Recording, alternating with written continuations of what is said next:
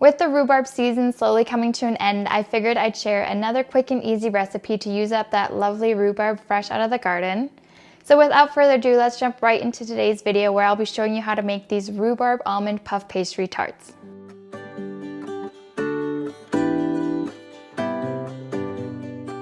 Now the first thing we need to do for our rhubarb tarts is prep the rhubarb. So I've already gone ahead and harvested some rhubarb from the garden. And I'm going to start by just cutting off both ends, and then I'm going to slice the remaining rhubarb stalk into pieces that are roughly this big.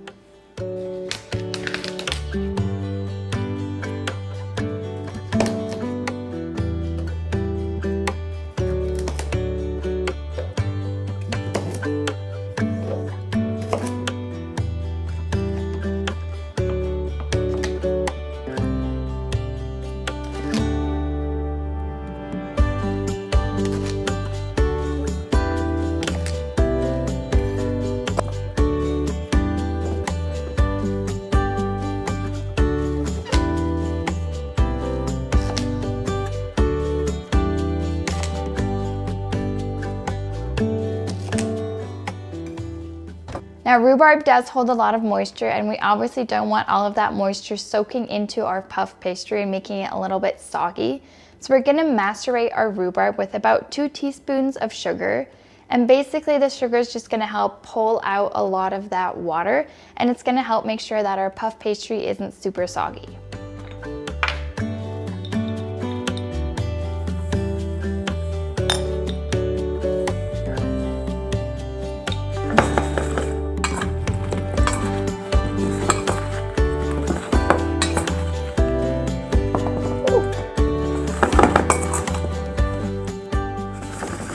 Now I'm going to let this sit for about 30 minutes or so while I make my almond filling and prep my puff pastry. Now obviously my rhubarb is in some pretty big pieces, so it's not going to pull out as much water as it would when we cut it up into really nice small pieces, so just remember that as well.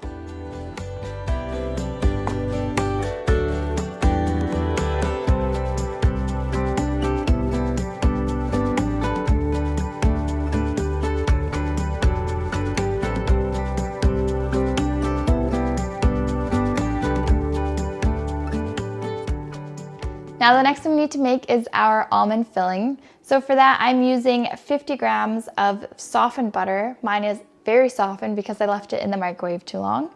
50 grams of powdered sugar. Feel free to use normal sugar, but I find that powdered sugar just kind of mixes in a little bit better.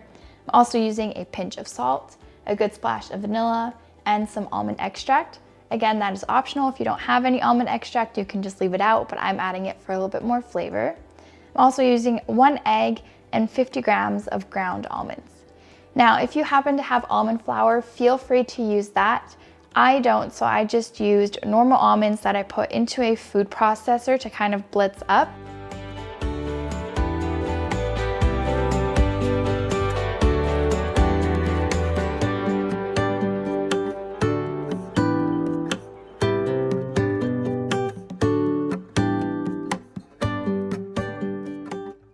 And as you can see, it is a lot more coarse than almond flour, so my filling is just going to be a lot more coarse and not quite as smooth as a normal frangipane almond filling would be. That being said, we're going to start by creaming together our butter, sugar, salt, vanilla, and almond extract until it's really nice and fluffy before we add in our egg.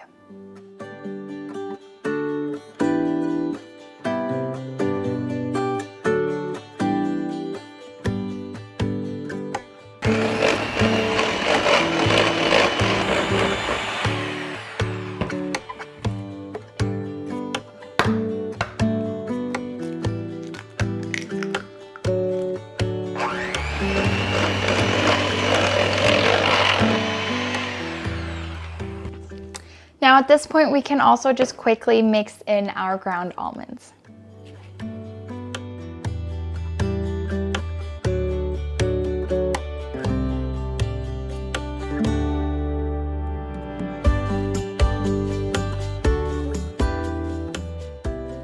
Now, if you were using almond flour, this would look a lot more cohesive, but since I just have ground almonds that I'm using mainly for flavor, I'm also going to be adding about 2 tablespoons of flour just to kind of help bring everything together.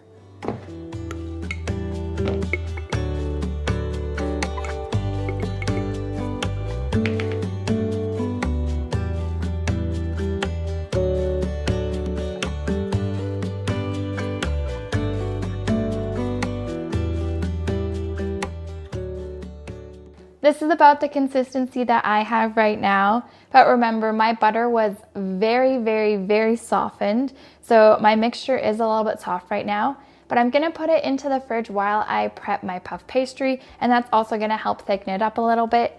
But again, we also want our almond mixture to still be spreadable so we can easily spread it all over our tarts and it's not ruining the puff pastry. It smells really good though.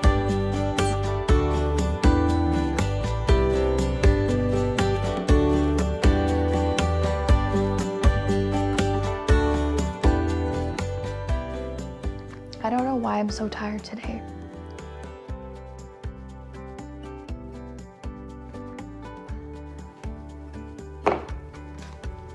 I really hope this puff pastry is thawed enough. Is 2 hours enough? What does it say? Thaw at room temperature for 3 to 4 hours.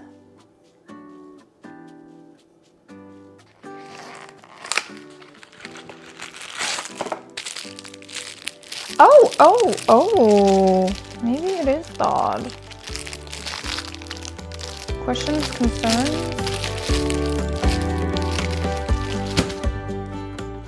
Now my puff pastry is finally thawed, I think. Yeah, I think it's good enough. Now, as per usual, I'm just using the store-bought one because I refuse to make my own. But again, if you have the time and the patience to make your own puff pastry, feel free to do so. I'm sure it would taste better than the store-bought one, but we work with what we have, and I don't want to be in the kitchen all day just to make puff pastry and have it fail. That being said, I'm just going to go ahead and roll out my puff pastry, and then we're just going to cut it into some nice little tart-sized pieces.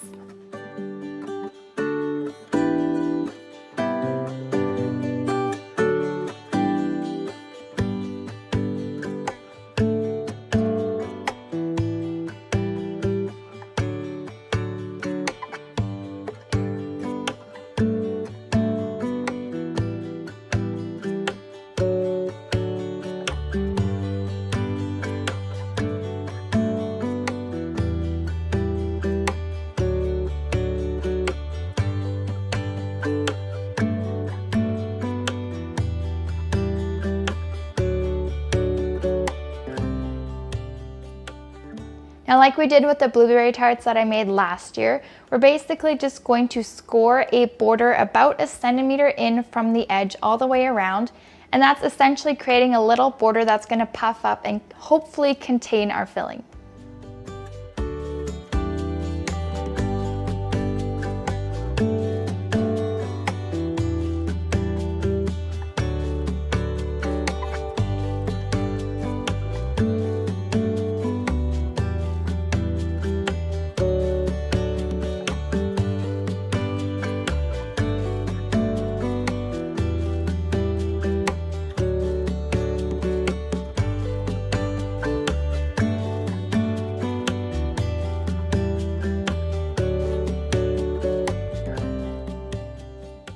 Now, to make sure that the inside of our tarts don't puff up as well, we're going to use a fork to perforate it.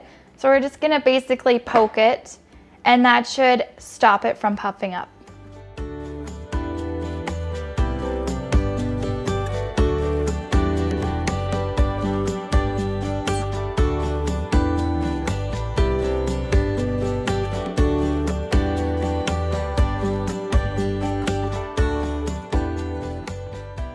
Now my almond filling has been in the fridge this entire time, and as you can see, it's thickened up quite a bit, which is perfect. So at this point we can just go ahead and divvy this up into our tarts, just being careful to not go onto that little border that we created because we really want that to puff up.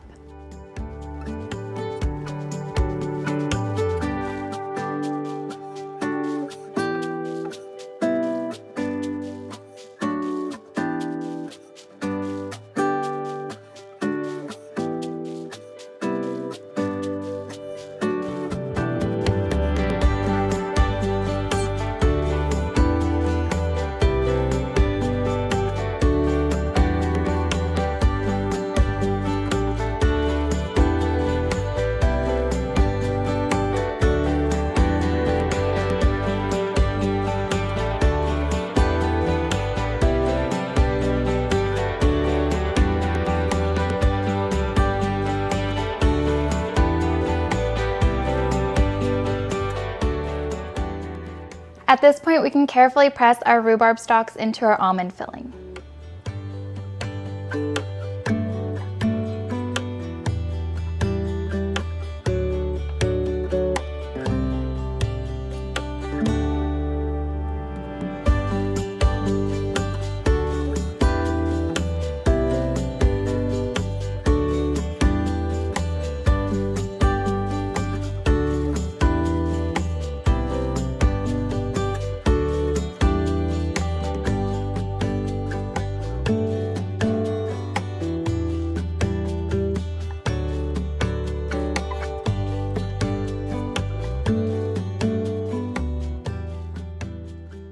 Now the last thing we're going to do before these wander into the oven is to egg wash the sides of our puff pastry. For that, I'm just using 1 egg yolk with just a little splash of cream.